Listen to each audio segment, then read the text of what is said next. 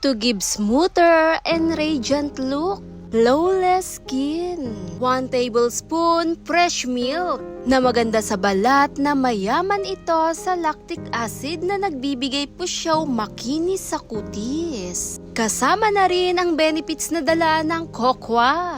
Isa tong nagbibigay radiant skin at makinis lalo sa ating mga balat.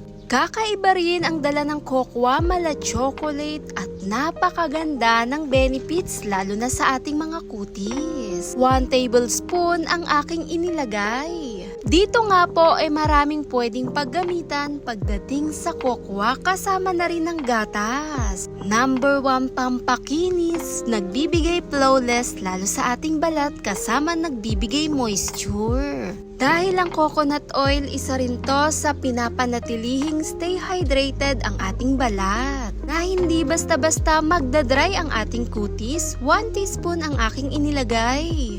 At sa kombinasyon ng mga pinagsama, haluin at ang texture nitong mala chocolate. Napakabango ng aroma, lalo na pag nilagay sa balat, nakaka-relax. Perfect itong gamitin kahit pa pang araw-araw. Hindi basta nagiging maaligasgas o dry ang ating mga kutis. Dahil mas gugustuhin natin panatilihing moisture mukhang batang balat.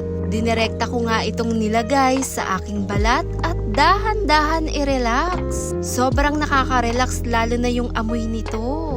20 to 30 minutes, pwedeng-pwede po natin tong ibabad. Dahil nagbibigay itong moisture, lambot at napakakinis sa ating kutis. Perfect for all skin type, napakaganda gamitin na nagbibigay brightening, smoother, radiant skin.